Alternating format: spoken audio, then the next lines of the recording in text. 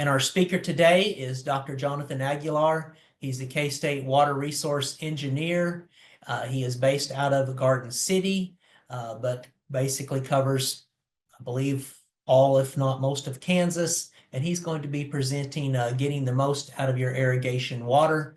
And Mr. Aguilar's research is focused on water resource issues, particularly as they pertain to the irrigated agriculture in Western Kansas. The major emphasis of his work is in technology development and management related to irrigated agriculture. He provides leadership and support on irrigation technology and water management related programs for county extension agents and producers. And with that, I will turn it over to Jonathan. Thank you for being with us today, Jonathan.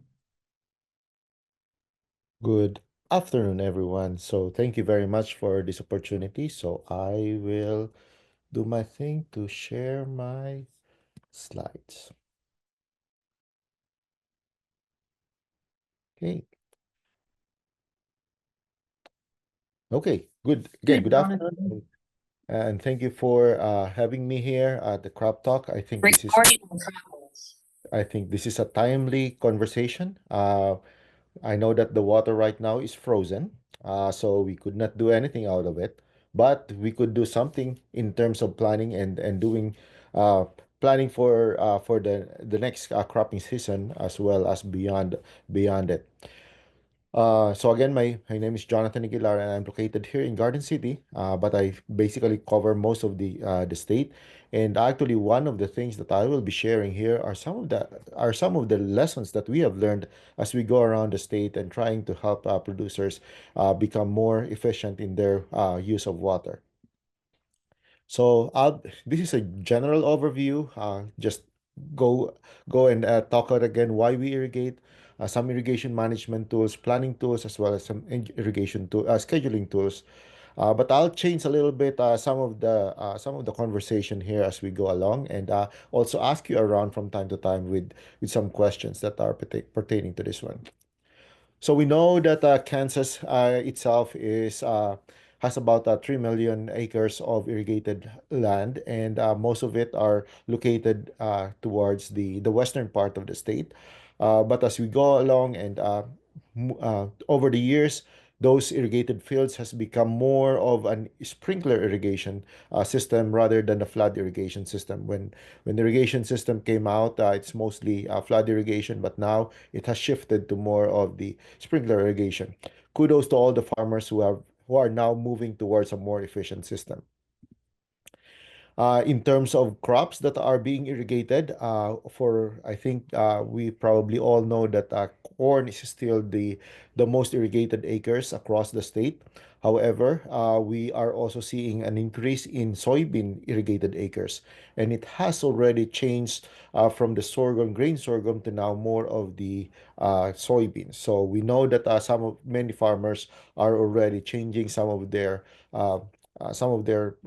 crops that are being irrigated, I suppose, depending on the situation and depending on the market itself. So, why do we irrigate and why do we water crops? And this is one of those part that we would like to go back again to a little bit of a basic and figure out what's really your reason why you irrigate. So, I do have a question here to ask you. What is the top reason why you irrigate? So I'll be happy to learn more of what you're doing out in the field. So if you're joining us on Zoom, there should be a poll question that popped up on the front that you guys can go through and answer. If you are joining us on YouTube, go to the comment box and enter your answer in the comment box. And then Aaron is watching that, and so he'll feed that data back to us. So, okay, we still have answers coming in here.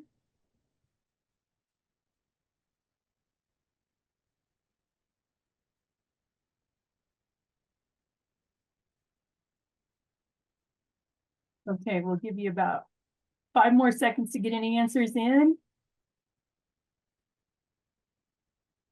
Okay, let me end the poll here and share the results. So the result is showing that the majority of the people that are on the Zoom are looking at the irrigation to be able to increase yield. Followed by reduce the impact of drought, which is actually true. In order for us to mitigate a drought, actually irrigation is one of those. Increased profit, followed by increased profit, and also the other people would like to keep the land of value high because you're right. The irrigation actually increases the value of the land across the area. So thank you very much for your participation, and let's move on. So why do we irrigate? I think majority of you understand that we are irrigating just because we would like to make sure that our grain yield increases. But also there are some reason why we do it because of the drought. Because when you have a drought, you do not have enough water to be able to sustain the crop. So we would like to have that irrigation to be available. The net return is also one of those reasons, and so and then the economy of the location is also important, or the land. Uh, but excessive runoff also result to soil erosion. Excessive irrigation also results to soil erosion, deep percolation, environmental degradation, and so forth. So we would like to make sure that we are irrigating, but not over irrigating, so that we are able to maximize the benefits of having an irrigation system. So here in our area, the majority of the reasons why we irrigate is to, of course, to increase the crop yield, to stabilize or ensure the yield. I've seen many irrigated areas in the east part where it is also raining. They would like to have an irrigation system just to make sure that they could go through those 2 weeks without rain, just for the crops to be able to get through those. Improve the product quality, as well as improve the economy. So I'll walk you through some of this and give you just an example of some of these reasons. So as I mentioned, we do have in almost 3 million acres of irrigated acres, but we understand that out here in the West, we are also losing some of those irrigated acres just because of the lithology. Our Aguilar aquifer in some areas are already declining, such that some of the farmers have to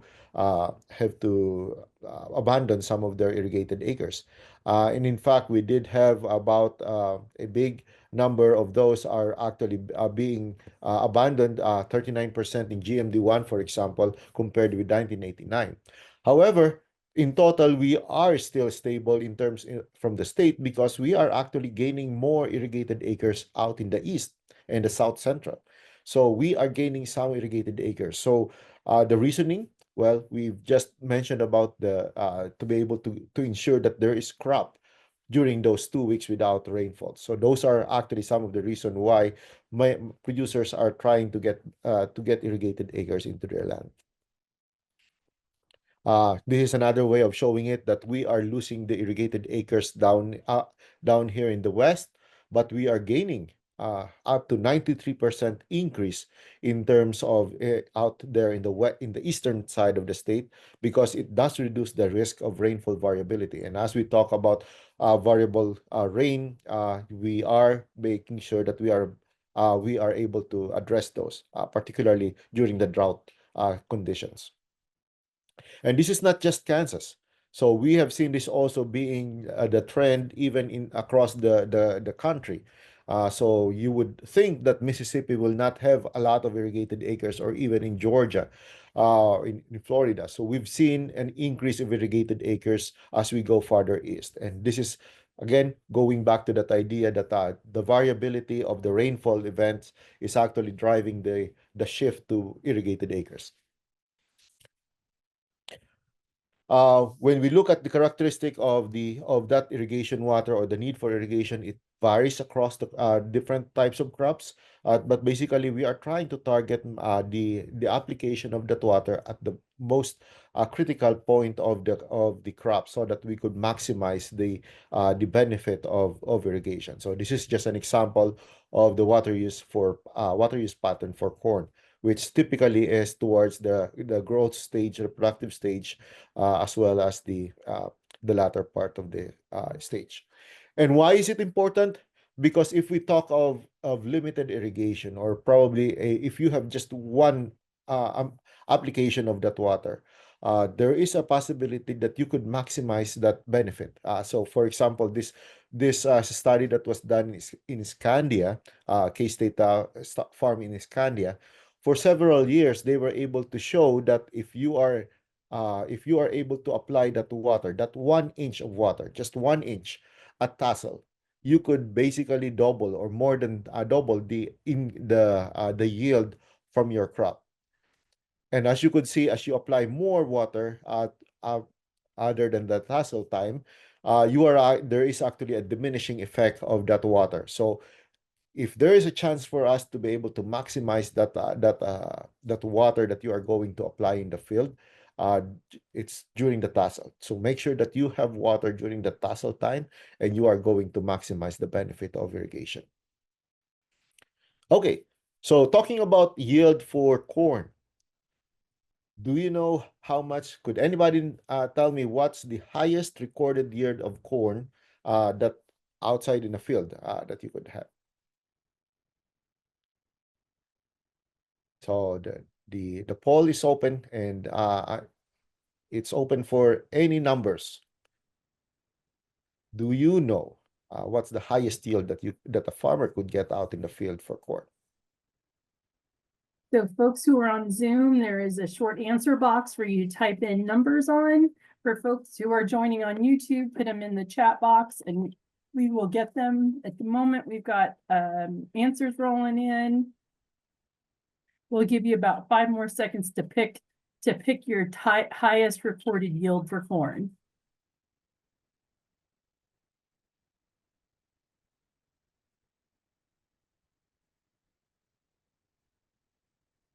Every time I'm ready to hit end poll, I get another answer in. So give me just a sec here. Okay, let's end this poll. Okay. Hold on just a second. I hit the wrong button. Let's share results. Huh.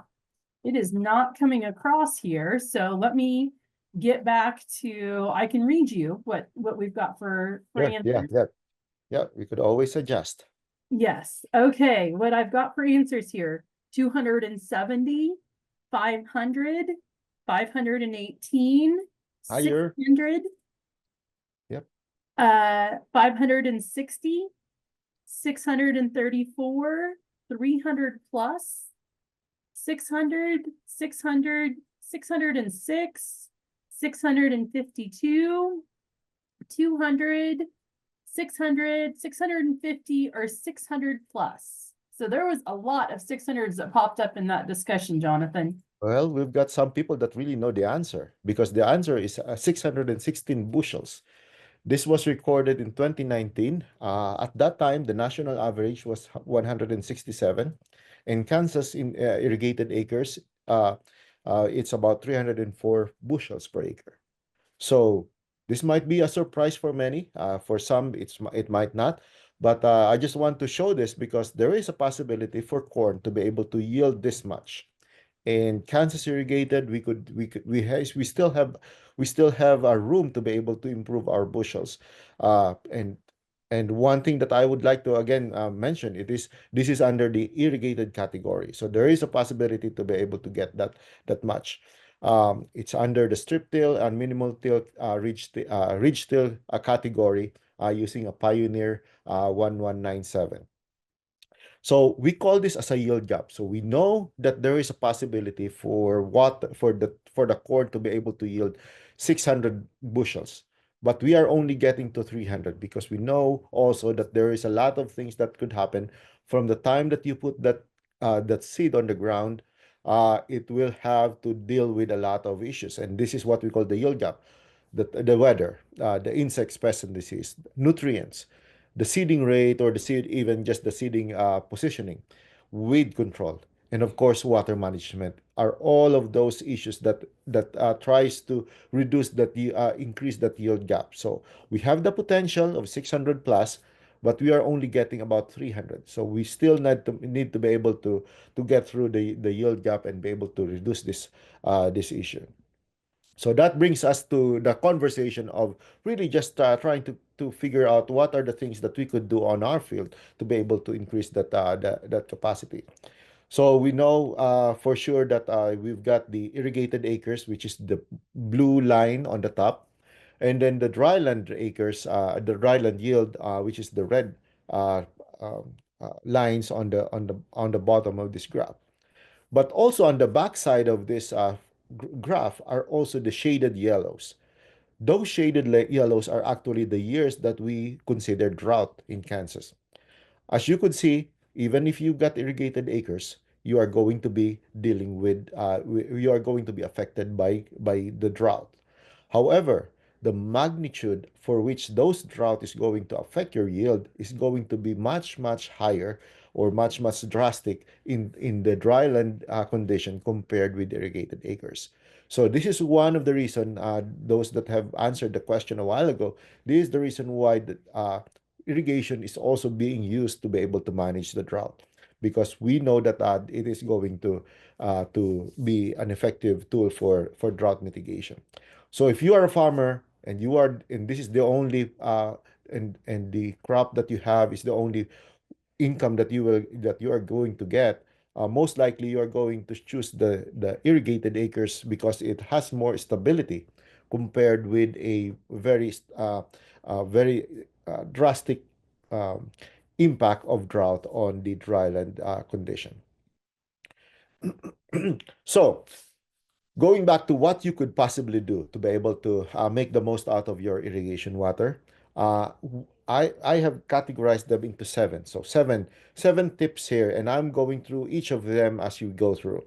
So these are actually the lessons that we have learned from our projects. Particularly it was when we were trying to assess and monitor about 30 plus systems in the rattlesnake area. And from there, we tried to come up with some of the recommendations and make it more of a statewide information. So one is to make sure that you keep your irrigation system at optimum condition. I was wrong in the assumption that all of the irrigation systems out there are working at properly. What we have found out is that more than 50% were actually not in their optimum condition. So there is still work to be done over here. Evaluate opportunities to be better, which is actually looking at the other crops. Apply water evenly in the field. So if you, I think it's common sense. It's common sense that we probably would like to make sure that we apply that water evenly as evenly as possible in the field. Soak the water in where it is placed, and that's actually the infiltration. Slow down the pivot speed, which is actually counterintuitive in some situations. Make better use of rainfall. Yes, we still do get some rainfall here in Kansas, and we would like to make sure that we use that at the most. And then properly schedule your irrigation. So there's no reason for us to just keep it going. So there is a possibility for us to improve this one. So I'll go through some each and one of this and open up those more details about it. So make sure that your irrigation system is running at its optimum condition. So one of the things that we have found out is that there is a need for baseline testing of the well pump irrigation. So how do you do that? So typically, if you do an overall evaluation of your field, you will probably hire somebody that knows how to get into the pump and do some evaluation. However, you could also do a very simple thing on your field right now.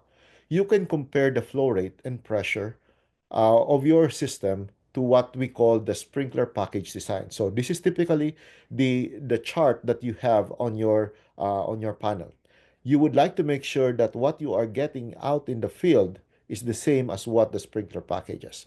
So if they are not comparable, then there's a reason for you to do a more testing, or you could ask for some help on how to do that, or you could dig more on yourself.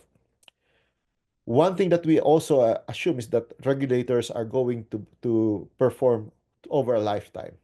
It is not. In fact, I think in some of the the manufacturers, they recommend 5 years, or in some cases you could stretch it up to 10 years. But at some point it is going to it has a point that it's going to wear and tear.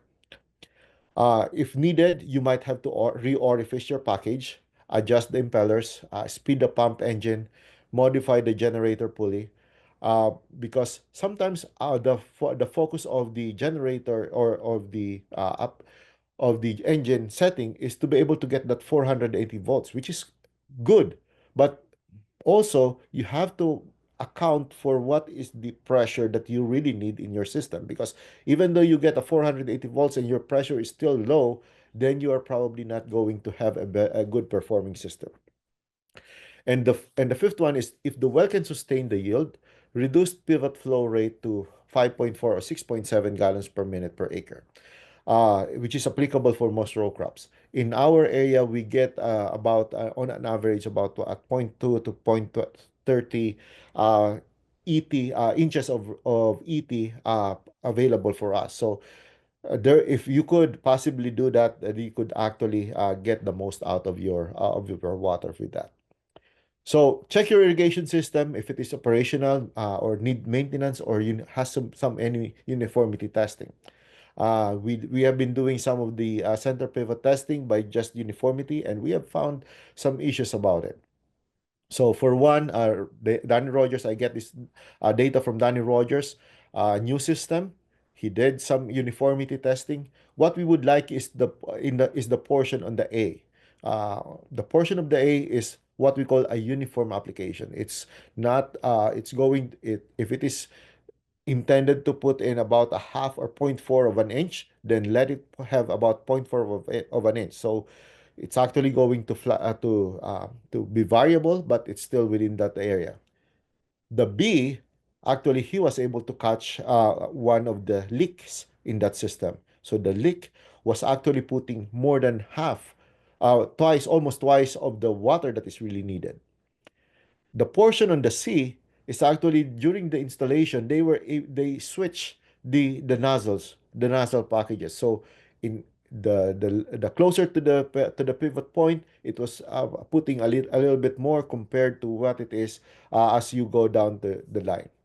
And then on the D, it has also some issues regarding its end gun. So these are the issues that we would like to. The B, C, and D are the issues that we would like to address in the field. We would like to have an A uniformity in most cases.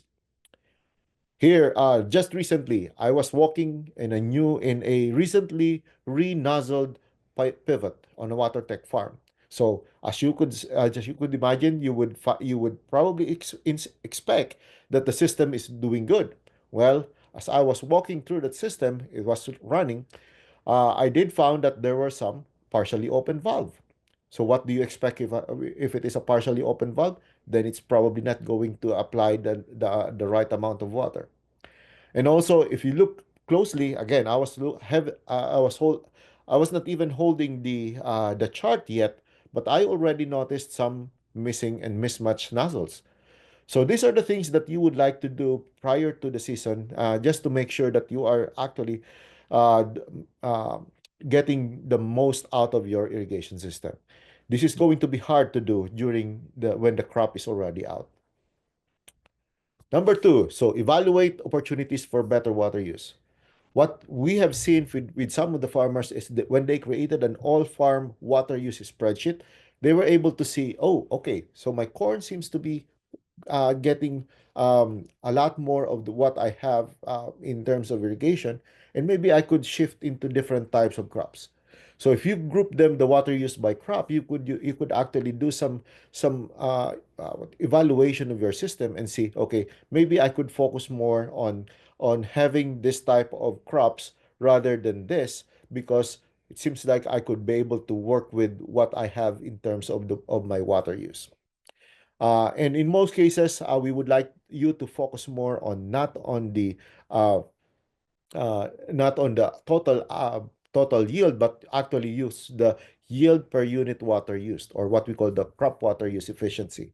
So it gives you an idea of how much grain or how much yield you are able to get per unit water that you applied. So refocus some of what we are thinking, because not all crops are the same. So this is just, for example, looking at the peak water use timing. So maybe if you have an irrigation system that have difficulty trying to have that much of a water, maybe you could half your system such that you have two crops that are using the amount of water, the peak water use of that water is not going to be the same for those two crops.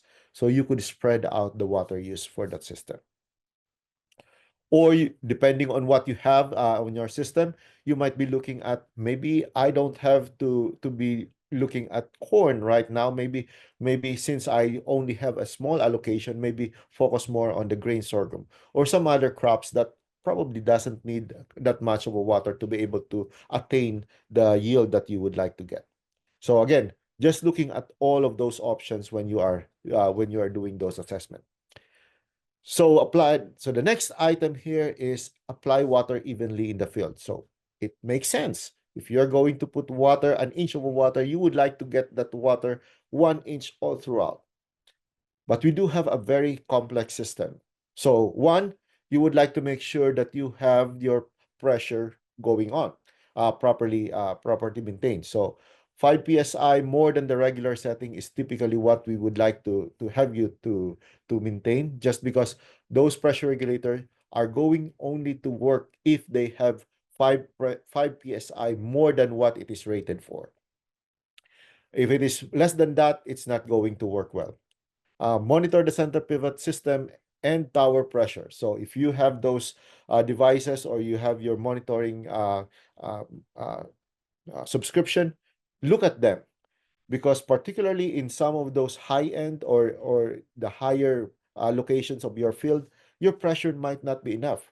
And the only way that you could find it is through those accents or FieldNet or FieldWise, or whatever system that you have. Try to monitor them and see if there's anything unusual in what it is doing. Evaluate the seasonal graph of pressure and position. So you would also see here if there are some areas where you are actually low, your pressure is going down or going up. So that you could make some adjustment beforehand. Aerial imagery to be able to monitor the crop development. So not only are you going to use this to do some field observation, but also for sprinkler patterns. If there are rings in the field, most likely there is some water-related or sprinkler-related issues about it. If it is a ring on the system, on the images. Increase the last 3 sprinkler flow rates on overhang to apply water more evenly after removing the endguns. So this applies to those that have removed their endguns. There's a possibility that that flow rate is going to decrease. Close the drain hoses, and we have seen this in some of the towers. So one of the reasons that some of the farmers have the drain hoses open is apparently to drain off the sand on the system. Well, if you have sand, you have to deal with it on the filter, not on the end of the hoses, because those drain hoses are actually applying more water than you actually need. And the last thing is avoid using butterfly valve at pump discharge. There's a tendency for us to increase the pressure by just adjusting the butterfly valve, but it's also reducing the flow in the field. So just be mindful about that. So we would like to have our field as healthy as uniform as like this, but we saw irrigated fields like this, and this, and this may not show very well in the screen, but basically what we are looking is an extreme. On the extreme will be in this last picture. So we would like to avoid it as much as possible by using the appropriate nozzles, the height, residue mass management, and in some cases you might need to plant in circular because we would like to make sure that that water doesn't go out of your field as much as possible.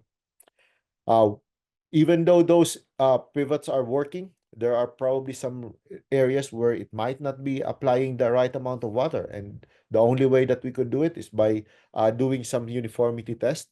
This one test, for example, that particular area where it is located, it's actually affecting close to about 9 acres. So it is applying only half of what is really intended.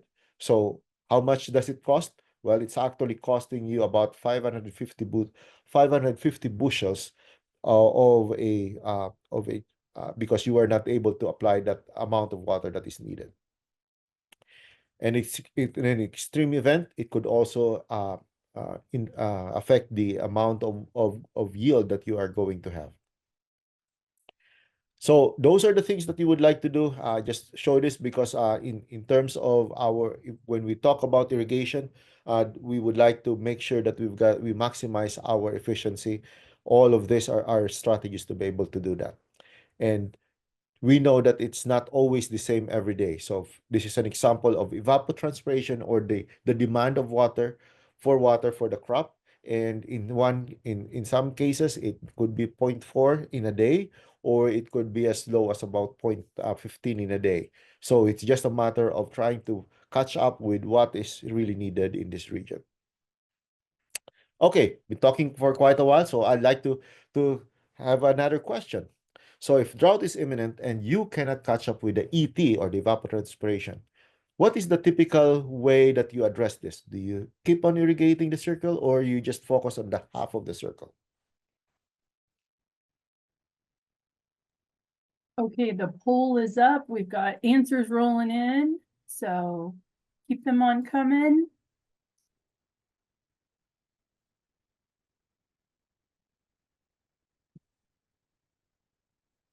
We'll give you about 5 more seconds here.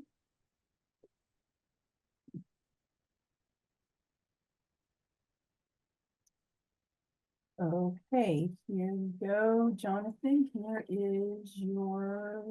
are your results. Wow. So we've got almost half saying that to continue irrigating the whole circle, and almost 44% are also saying focus on half of the circle. So this is actually a decision that you will typically have to do on yourself, depending on the situation.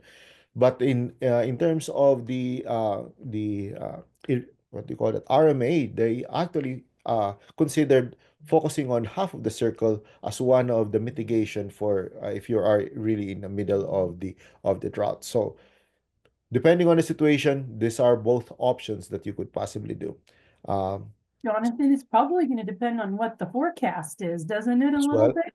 as well as the forecast, that is correct as well. So if the forecast is also going to give you a little bit more of a relief on this on this drought, then you could actually continue with the whole circle rather than focusing it on half. So again, it depends on the situation that you have. But we just like to throw this because sometimes we forget that there's another option when we are in the middle of the drought. Okay, let me focus. Okay, soak it in where it is placed. Soak the water in where it is placed. So improve the infiltration of at soil surfaces. So this is actually in coordination now with other some of the agronomic options that you could possibly do. So for sure, the no-till strip till is going to help out in terms of the infiltration. So you would not like to get it out of the area. If possible, if you are seeing a runoff in your field, you could also improve your wetted footprint, or what we call the wetted perimeter. So for example, the overhead could get you about 80 feet of sprinkler wetted footprint.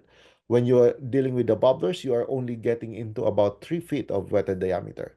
So somewhere in between, as long as you are not getting any runoff, you could play around with this different types of technology. As I mentioned, use other practices, cover crops, green manure, dump or dacker. If you're really in an area where there is a lot of moving runoff, you could also use that. Minimize big droplet impacts on erosion soil. So We know that we'd like to have big droplets on some of our sprinkler packages, but at the same time, uh, we use the big droplets to be able to minimize the drift if there's wind. But at the same time, we don't want it too big that it's also going to seal the surface of the soil, particularly during the early season. Outrigger booms or towers to overhang to increase the wetted perimeter. So if you are in a field, so these are actually those that try to spread out the spaces between the sprinkler nozzles or sprinkler drops, just to make sure that you've got a bigger wetted footprint. In many cases, do not go below the 10 psi regulator to maintain moderate droplet size. So that's one thing that we have noticed in some system that if you can maintain a higher pressure, go with a higher pressure just to have a good distribution of that water. And use truss rod hose clips to widen wetted perimeter. So if not outrigger booms, you could use also the hose clips to be able to do that. So one of this is basically just to make sure that you've got a very efficient application of that water without them moving around on your field. Why? Why does it matter? Because if you are able to increase your application efficiency, you are actually going to at least make the most out of your water. Again, going back to that title, make the most out of your water in your area. So we would like to make sure that you are using the best, most efficient system out there. I know that Kansas in general has already moved from the surface irrigation to now a very more efficient center pivot systems. We working with some of the farmers that were involved in the water tech farms. I would like to just show some of the results that we've got from there. For example, if they were using spray, compare that with MDI, they did see an increase in terms of the water use efficiency. There were you but you don't even have to go as far as the mobile drip irrigation. You could just go to some bubbler packages, and it actually are giving them almost the same or very similar yield or advantages compared with just the spray. And we have seen this also in our sprinkler packages out here in our research plots, wherein the spray did have some reduced yield compared with a bubbler as well. And we know that there's different types of applicator or sprinkler packages out there. We did a center pivot survey, and we know that there is also a lot of options that the farmers are doing. And it seems like they are always following what their neighbors are showing. So very similar, a lot of similarity by regions.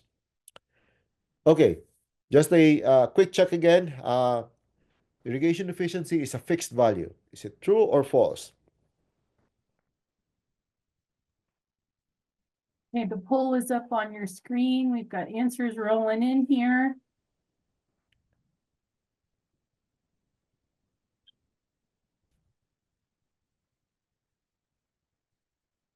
Had a few more folks answer in the past, so we're holding on just a second here. Sure.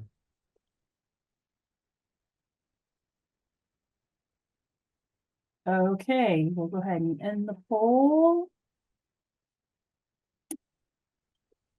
100%, Jonathan. Yes, that's good. Thank you very much for being very attentive. I suppose something has already kicked in, but yes, the irrigation efficiency is not a fixed value. It is affected by a lot of factors. I would say that one of those factors is actually the application rate. So one of the suggestions that we are actually telling farmers is to slow down the pivot as much as possible, because unless you are getting some significant runoff, slow them down. This is particularly hard to do, particularly in a very hot, windy day. But mind you, we would like you to make sure that that water is being drunk or being absorbed by the crops rather than cooling them on the top. And I will show you some numbers that we would like to work on this one. So these are the potential losses for water. But what the research has shown is that if you are going to apply that water on top of the crops, which is, for example, an impact sprinkler, it's going to be used by the crops. It's going to be used for cooling itself, but it's very short-lived. So you would like to make sure that it is being used by the crop as a transpiration rather than evaporation. So that's what basically this crop is showing. To put that into perspective, here's the losses that you could get if you apply 1 inch. About 1700 of an inch is going to be lost based just on air evaporation, net canopy evaporation, and plant interception. So that's going to be used. So your efficiency is 83%. If you've got runoff, it's going to pull down your efficiency. If you apply less than an inch, let's say 0.75 on an inch, it's still going to have your losses as about 0.17. So it's going to pull down your efficiency. But if you put more than an inch, actually it's going to improve your efficiency quite a while. Another way that I talk about this is a service fee. So anytime you apply water, you're going to pay for a service fee. And that is about the 0.17 inch per irrigation event.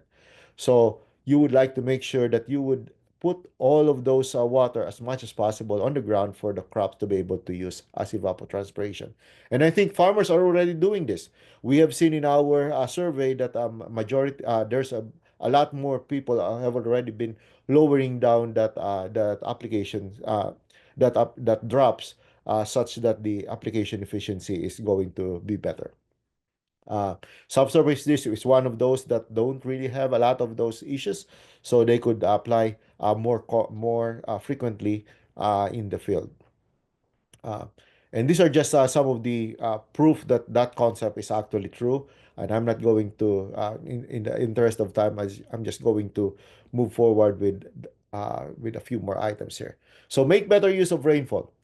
So measure rain at the field using a tipping rain gauge as much as possible, because we would like to make sure that that water gets into the accounted in terms of the water use for your field. So we are still fortunate that we get some timely rainfall here in Kansas. So we would like to make sure that we use them. So if you could hold off the irrigation as much as possible, if there's a rainfall in the forecast, hold off that possibility because it's free water that in the first place. Again, looking back at some agricultural management to be able to hold that water as much as possible. Reduced tillage is one of those. And if you could also change some of the crops and to be able to manage some of those water later on. So this is one of the ways that we are trying to tell these stories, that if you could as much as possible delay any irrigation with the hope that the cropping season will end before the next irrigation is needed, with the hope that there is some rain, then do so, because this is actually going to be this is going to make the most out of that water. And lastly, number 7, properly schedule your irrigation. So if you are using a center pivot, you try to manage your rounds by having the same start and stop position, because the issue the advantage there is that if you are going to monitor the field, you know what is the wettest portion of the field and the driest portion of the field, if you know your typical start and stop. And then you could use a lot of tools. One of them would be CanSked, one of those free items that you could possibly do. There are also some technologies that are available already. Autonomous pivots is one of those that could also figure out the budget that you have. So make the most use of them. And also the use of soil moisture sensors or even plant-based sensors. If you have some of them, use them, because that would actually help you out, figure out if you really need to water or not in your field. Because when we talk about irrigation scheduling, we would like to know how much water and when to irrigate in those fields. And we've got a lot of options that you could use. CanSked is one of those that you could use, and also some of the other technologies out in the field, because there's a lot of value in doing scheduling. It would reduce the pumping directly and indirectly, uh, uh, and would save you a lot in terms of those. So last knowledge check. What is the best feedback for scheduling your irrigation system? Is it A, weather-based, soil-based, plant-based, any of the two, or all of the three? Okay, the poll's up on your screen. You get a single choice for this. Weather-based, soil-based, plant-based, any of the two, or all of the three. We've got answers rolling in here.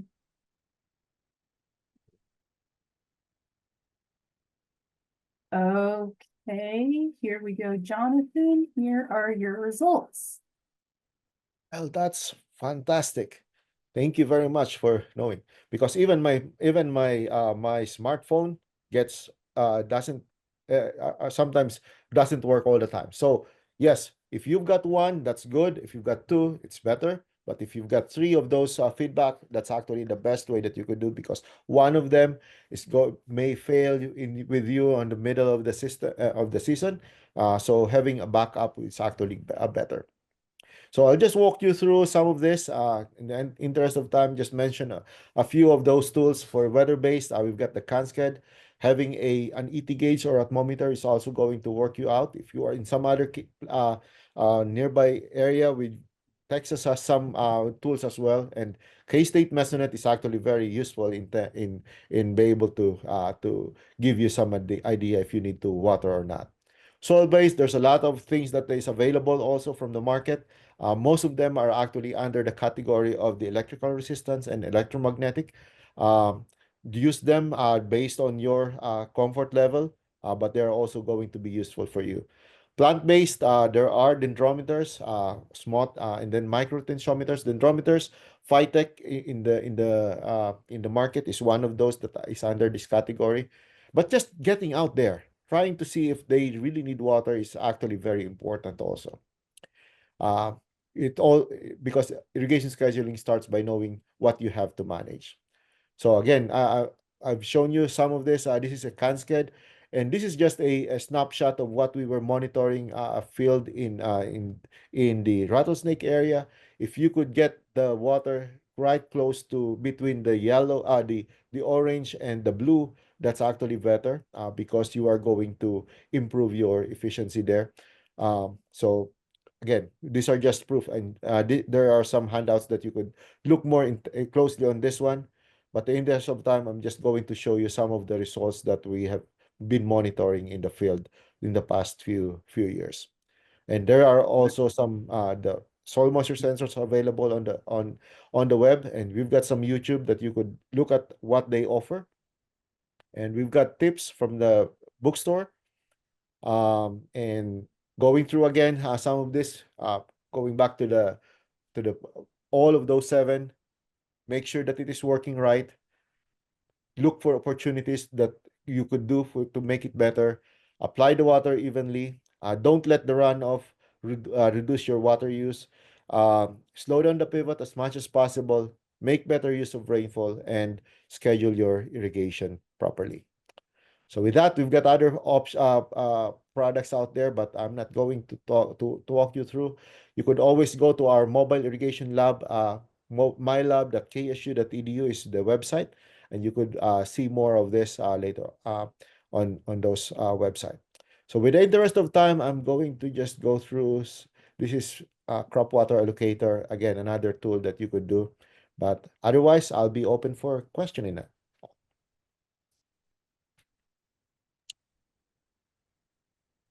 Okay, thank you so much, Jonathan. You gave lots of good information and your research that you've done. So do we have any questions for Jonathan today? As Any- folks are putting those in the Q&A box, Jonathan, I'm going to start off with one for you. Sure. You talked about the regulators and them wearing, some of them said 5, some of them said 10 years. How do you know what to look for on your regulator to know that it has wear, that it's no longer as accurate as it should be? Yes, that's a very good point. So one is that you could check if if the flow rate in that particular, well, for one, look at your system first. If there is already, if the water that is getting, if the flow rate is higher than what you are expecting, or if it was designed, then one of those issues may be the pressure regulator. Then look at each drop and see if you could measure how much water is getting through them. That also may indicate an issue with the pressure regulator. You could ask your, there are some ways that you could test it by having um, a have a new pressure regulator and put it in and see if that is going to change or not the flow rate. Those are some of the ways that you could do. Or you could contact your dealership and let them check it for you. They will be happy to be able to check if they are going to if they need to be to replace it already.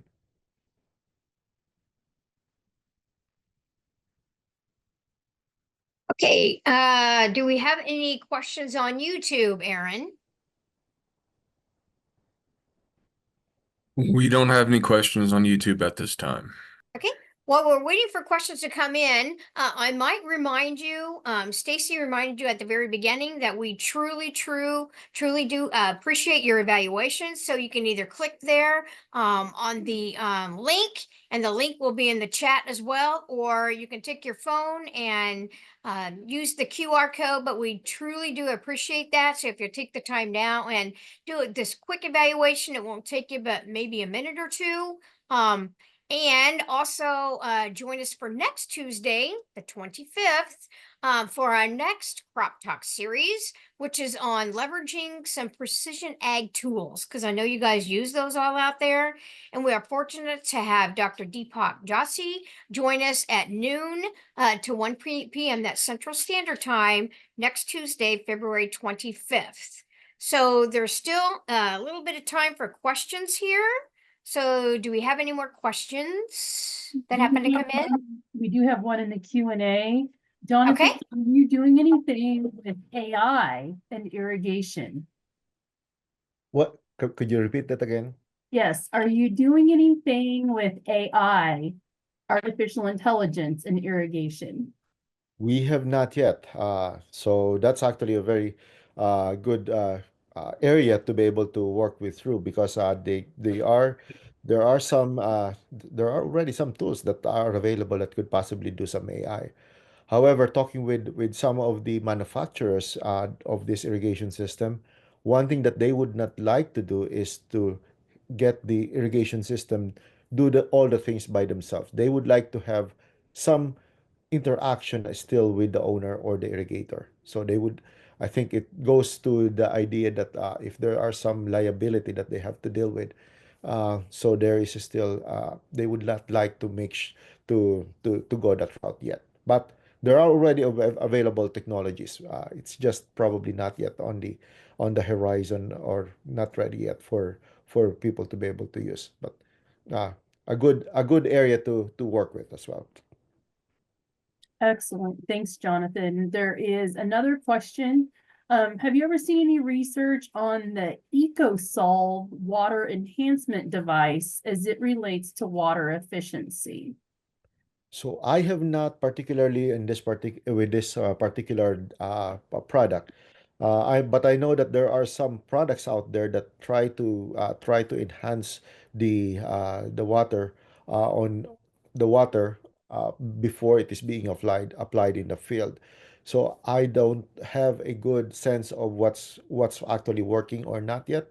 Um, when I visited with some researchers that have done some research on those, and one thing that they mentioned is that so far they have a 50-50 chance of it working. So whether it is just by the chance or whether it is by the water quality or the field itself, it is because of the field. I don't know yet. So there's uncertainty about the effectiveness of this product yet. Okay, as we wait for more questions to come in, if you think of more questions after our program today, simply contact Jonathan. And I think we gave you the email previously, or if you want to contact your local extension agent, we can get the questions back to Jonathan and we can get those answered for you. Yes. Also remind the CCA participants, if you could go on and email information to Jeannie Falk Jones at that jfalkjones@ksu.edu, your name and your CCA number, that would be great. Also, please take time to do this very brief, short evaluation, either by the link there in the chat box or by the QR code.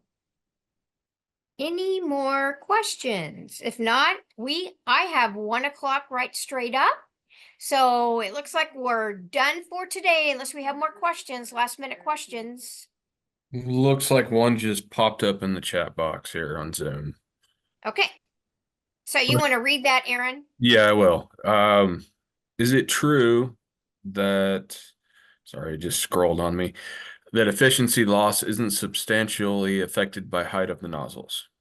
Yeah, so I think I've shown a data from the research that there is an effect, but it's not as substantial as some are actually looking at. So if you so about 0.17, and then you are probably going to only lose about 0.08%, 0.08 of an inch when you change your uh, the height of the nozzle. However, there is also one item there that you have to consider is that depending on the crop that you're using, it might be substantial as well. So yes, and in some cases there might be some other what do you call it, complications that goes with it.